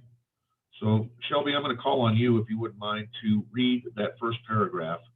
Yeah. Creative tension. Sure. The central practice of personal mastery involves learning to keep both a personal vision and a clear picture of current reality before us. Doing this will generate a force within ourselves called a creative tension. Tension, by its nature, seeks resolution, and the most natural resolution of this tension is for reality to move closer to a committed vision. It's as if we have set up a rubber band between the two poles of our vision and current reality. So we need to be honest with ourselves of what is my current reality? Where am I at right now? And where is it that I want to go? And I need to make that vision really, really strong. We've all experienced this in our life at some point with some issue, whether it was, you know, I'm hell-bent to lose weight or, you know, I'm going to learn how to do this or that. We've all just pushed through the barriers in order to achieve it. But sometimes we're not really sure what those mechanics were. So we really need to focus on that outcome. What is that perfect reality, and kind of focus on that. So if you can kind of think about a Volkswagen and a bowling ball on a frozen lake with a rubber band attached to the two of them. If we let go of the two, the smaller object, the bowling ball, is going to fly across the lake towards that Volkswagen. So we need to make that future vision really big and really strong in our minds. So Cheryl, can I call on you to read the second paragraph? Sure. People who have conceived of and committed to a personal life vision can clearly see that they must change their life in order to reach that result. They have assimilated the vision not just consciously, but unconsciously at a level where it changes more of their behavior. They have a sense of deliberate patience with themselves and with the world, and more attentiveness to what is going on around them. All of this produces a sustained sense of energy and enthusiasm, producing tangible results, which can then make the energy and enthusiasm stronger. So I have a personal life vision. And my personal life vision is a world where compassion results in fulfillment and where authentic connections are created through respect, which results in exhilaration and passion for life. And that means a lot to me. It might not mean as much to you as it means to me, but what it says to me is that I can't influence the entire world and make an impact on the entire world. Although there's studies about mental consciousness and how it affects the vibrational energy of the world. Too big for me, but I know that I can impact the 100 feet around me. I know I can have an impact on you guys' lives. I know that I can have an impact on the people that are around me. See, in my core, I believe a couple things. As human beings, I think we all want to do the right thing. We all want to be kind to each other, and we all want to make a contribution to each other. I believe that to my core. But I also believe that we've got to be given permission and an opportunity to do that. Okay? So what he's referring to in this paragraph is the fact that if we are committed to a personal life vision, it becomes part of us. And therefore, as we make decisions through the course of the day, through the course of our lives, we are filtering those decisions in that vision through that personal life vision, which has an influence on us to take us to the right direction. David, can you read the third paragraph for us?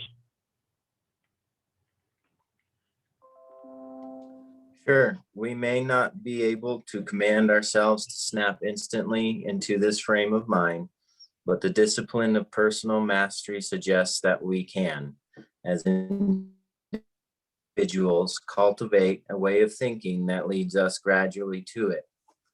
The more we practice this way of thinking, the more we feel competent and competent and confident, and the more we will allow ourselves to be aware of the tension which can pull us forward if we cultivate it.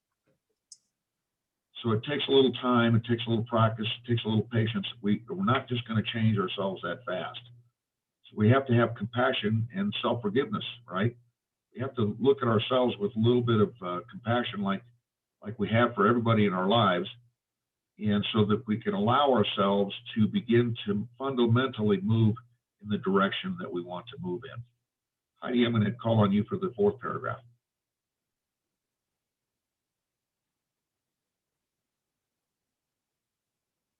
You're muted.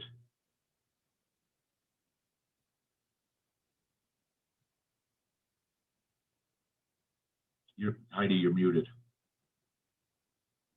There we go. Yeah. Some people think I will never accomplish my vision because of the way I was raised. I know I can never have what I want, or they feel I can only force myself toward my vision if the things get bad enough, or it's up to me to push ahead through sheer willpower against the obstacles thrown at me. As Robert Fritz notes, all of these fears are manifestations of emotional tension, basic beliefs that we are unworthy or powerless to obtain our deepest aspirations. How do we cope with emotional tension? Not by denying it exists, but by trying to see it more clearly until we can see that emotional tension too is part of our current reality. I think this is the most critical paragraph within this paper.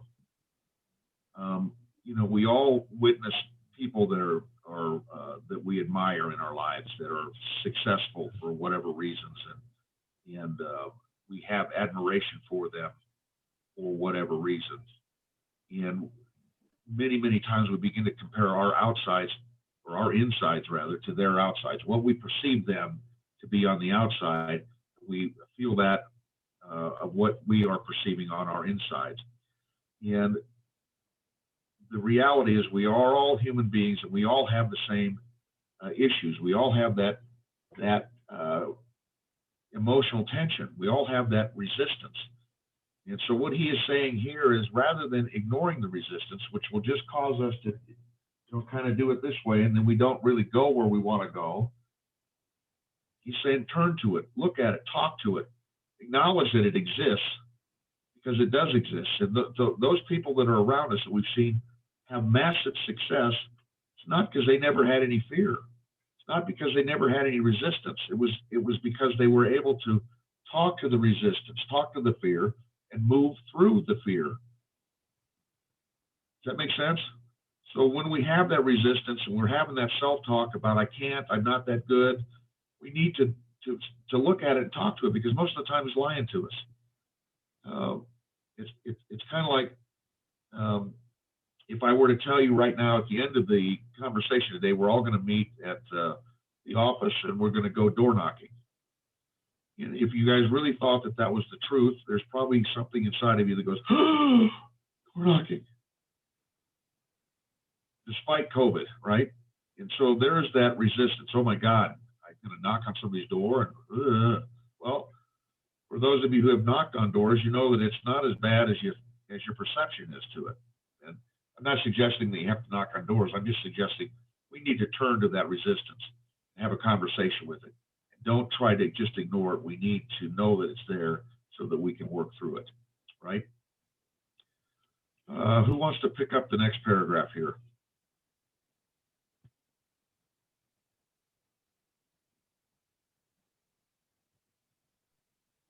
Personal mastery teaches us not to lower our vision, even if it seems as if the vision is impossible. And paradoxically, it teaches us the content of the vision is not important in itself. It's not what the vision is, says Robert Fitz. It's what the vision does. There are many stories of people who achieve extraordinary results and extraordinary visions where the results happen to be different from their original intent. Thanks, David. And, you know, I think we can all look and see examples of that around us. You guys familiar with the story of penicillin? So, you know, penicillin was invented not in the way that they thought. We had these viruses going around the world, and the scientists and the doctors knew that they had to come up with something to combat them. So they were developing stuff in petris, and Petri dishes, and they took one of them, they set it on the shelf, didn't think it worked. They came back to it after a while, and there was a fungus growing in it. And the fungus they determined was, in fact, penicillin. If you think about that, that's one of the greatest discoveries of mankind, isn't it? Penicillin, the foundation of the cure of a lot of disease. So it didn't come about the way that they had intended it to come, but it came about. So that vision, if we keep that vision in front of us, and for anybody that's around me that I've communicated with, you see my personal life vision is plastered all over everything that I do. And that's really for my benefit, so that it reminds me of who I am. And so we move through the vision and we work with that filter in our life. And after a while, we think, geez, I put that personal life vision together in order to draw me to someplace. And what you realize is that it just reminded you of who you are. And so at your core, that's who you are. I want to stay true to myself. And I need to look at these various pieces of my life, the resistance, the things that I want to achieve. They're all going to work in concert together. So I'll take the last two paragraphs. Personal life mastery also teaches us not to shrink back from seeing the world as it is, even if it makes us uncomfortable. Looking closely and clearly at our current reality is one of the most difficult tasks of this discipline. It requires the ability to ask ourselves, not just in quiet times, but in times of stress, what is going on right now? Why is my reality so difficult? And finally, personal mastery teaches us to choose. Choosing is a courageous act, taking the results and actions which you will make into your destiny. Does that begin to resonate with you guys? It's really, really important when you are feeling the resistance, when you're feeling stress, when you're feeling attachment, when you're feeling all of these emotions and you're uncomfortable as hell. Really, really important to look at it and say, what is going on? Because that's the only place that we can then begin to see the truth, begin to dismantle those things that are in our way. We all have people in our lives that we've observed do this time and time again. We just never knew what the mechanics of it were. So the more that we can assert this discipline and really begin to look at the things that are in our way, what is causing me to feel this way, I can begin to get it out of my way and not allow it to influence me and move in directions that I don't want to move in. Thoughts?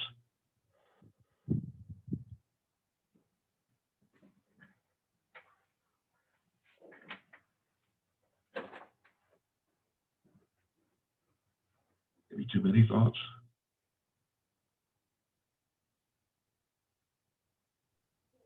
Bill, I think that they're just have that little bit of deer in the headlights.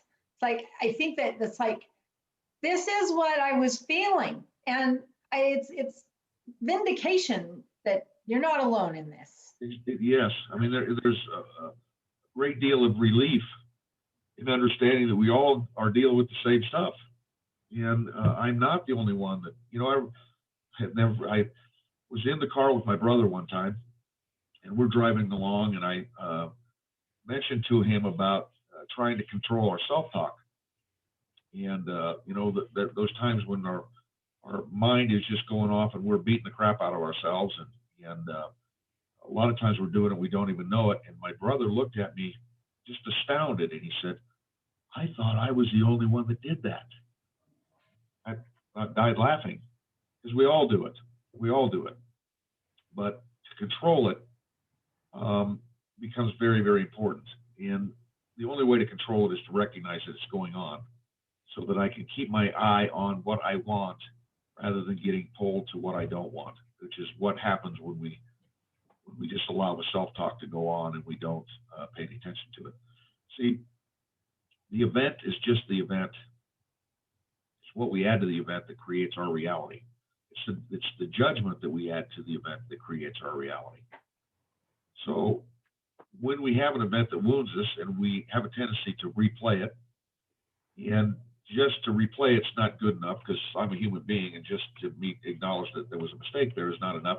I need to beat the crap out of myself. So when I replay it, I'm going to add a little something to it. I'm going to embellish it a little bit just so I can wound myself a little bit more. And we depending on the event itself, we replay it, replay it, replay it, replay it, replay it. And let's just look at it this way. If you replayed the event 100 times and you added only 1%, we add a lot more than 1% when we replay it. But we morph it 1%, we play it 100 times. Now the event is twice as bad as it really was. And here's the fascinating thing. When we recall an event, we're not recalling the event, we're recalling the last time we recalled the event. So what is the reality? We have to dismantle those things, and we have to understand that when I have self-talk going on, I've got to find self-compassion and self-forgiveness around whatever that event was. Because if I can't find that and I just beat the crap out of myself with it, all I'm doing is convincing myself that that's who I am. And the unfortunate part is that when I convince myself that that's who I am, I condemn myself to repeat it. Just so I can say, see, that's what I do, that's who I am, that's what I did. You know, I don't want to repeat it. I want this creative tension to come into my life. I want to get pulled to someplace new, someplace exciting. And the way for me to get there is to acknowledge that I'm having the self-talk, and then to dismantle the self-talk and to have self-forgiveness and self-compassion for ourselves. You know, if you think about somebody really special in your life, one of your kids at a particular age, brother or sister, whatever it is at a particular age, you know, when they're just that little, you just want to eat them. You're so in love with them. And so I want you to picture that person, and you're walking down the street, you come around the corner, and there's a perfect stranger talking to that little person the way you talk to yourself sometimes. How long would that go on? For those of you who know Jace Glick, he's our partner down in Castle Pines. He was in my 7 levels class, and I brought this story up, and I said, how long would that go on? And Jace has got, you know, the 10-gallon Texas hat, and he looked at me and said, well, the police are definitely getting involved. So I think we would all stop it pretty damn fast, right? And so we've got to have the compassion for ourselves to say, stop it. Stop it. What's the truth? What did I do right? What did I do wrong? And what will I never do again? Now I forgive myself for judging myself for being not worthy, not lovable, whatever that judgment is. I need to dismantle the negativity of that event in order for me to get past it so that I don't repeat it. Now, are we going to repeat it? Probably. But the goal here is to forgive myself enough that the times within the event get farther and farther and farther apart. Pretty soon I can see them coming and I can totally avoid them. And so over time, I will indeed not repeat those same mistakes. Thoughts? I think you hit the nail on the head, because when you're in a negative track like that, that's what creates the law of action to keep having those kinds of events reoccur instead of getting away from them. Really well said, David. That if you really understand that, you really get it. And in order to really understand it, you've got to experience it. So the more you guys can bring forward this self-forgiveness and self-compassion and understand that I've got to stay focused on my vision, the more you will see those laws of attraction and that manifestation beginning to happen. I can tell you that there are people in your lives right now in the real estate business, getting back to our business, that seemingly can create a real estate transaction at will. They got nothing going on. The next day they got 2 deals that they're putting together, and yet they had nothing going on. And that is, in fact, that focus, that plugged in, that laws of attraction, manifestation, those things that, because they know they can. You know, when we get into our business, after a while, there's a knowing that will come to you. Okay, so I'm going to look at Heidi and say, Heidi, how much money are you going to make in August of this year? And while you have a business plan, you're going to say, well, I intend to make this much. And I'm going to look at you and say, can you see it right now? And who's going to be your buyer and your seller? And what transactions are you going to be doing in order to hit that? Not a clue. But will it be there when you get there? Yeah, it'll be there when you get there. And there's a knowing within this business that you start generating that activity and that momentum, it begins to come to you. I'm so grateful for Heidi to allow me to come to talk to you guys today. The primary message that I want to leave you with is the business is very, very psychological. Our lives are very psychological. And if we want to have the greatest life that we can possibly imagine, then we need to have control of it. And to me, the greatest life that we can possibly have and imagine and live is a life without regret. How do we have a life without regret? We all have regrets, right? But if I can begin to see where I regret and begin to see what mistakes I've made and begin to move myself away from those things, I can begin to not have regret. I can begin to see issues that are coming at me and know how to deal with them before they get here so that I can avoid them and see them way down the road. So I want you guys to have illustrious, wonderful, fantastic, long real estate careers. I've been blessed to be in this business a long time, and I used to really love to be able to tell people I was in the business for 35 years. And now when they ask me, I've been in the business for 45 years. And I thought it was really good at 35 years. It was like, gave me a lot of credibility. And now they just look at me and say, how old are you? So I'm 63. So just to let you know, I got in the real estate business when I was 18, right out of high school. And so that gave me an interesting perspective, because at 18, you really don't understand the world. And I had to grow up in a big way in a short amount of time. So I will be putting on the 7 levels of the craft. And I don't know that we have a date set for that yet, but Heidi and I will get together and get that date set. We do, And we with do. any- We do? April 22nd. Hey, April see? 20th.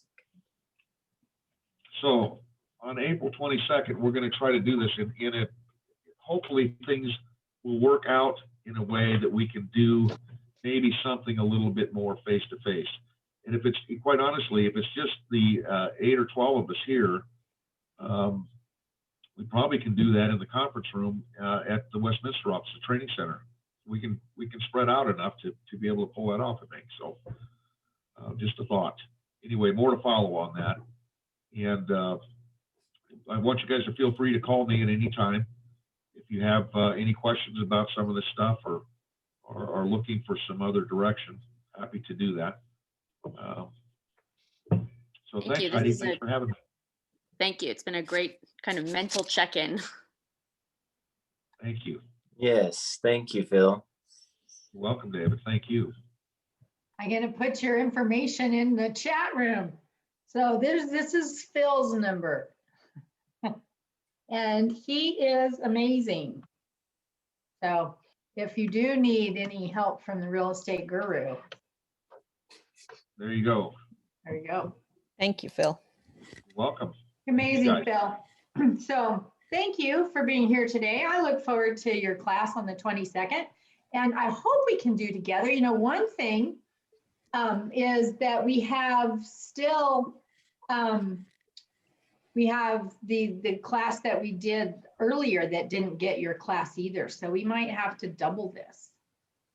So I'm just thinking that could be the case. Well, maybe we can do 2 classes. We can do 2 days of it, or whatever's necessary there. So that I would really rather do Yeah. more days to get people in person Yeah. than to try to do it Zoom. It's just much more impactful to be in the room, feel the energy, and get that interaction going.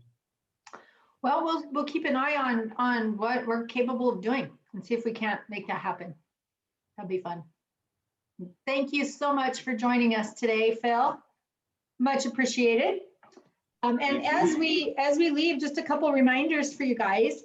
So the mastermind for you all begins on the 24th, next Wednesday, 9:30 to 10:45. And that link will go out with the class description page on Monday. And that's an amazing mastermind group, one of the best pieces of this entire STAR program. I get so much positive feedback from the mastermind group because it is led by by a very successful 3-year agent, hasn't been in the business too long.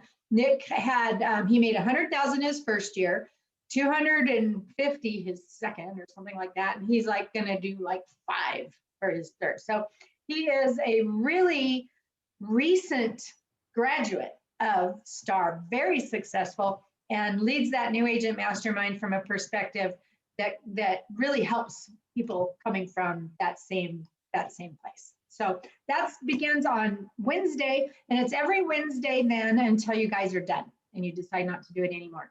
The CMA class with Kevin is on the 22nd from 9 to 11, and that link is on your class description page as well. And I will get that all updated and out to you with materials on Monday. So I hope you have a fantastic week, and let us know, you know, how to reach us. So you have Phil's information, and mine, call us if you need anything. All right. Thank you, Thank you. guys. Thank you. Bye, guys. Bye. Bye.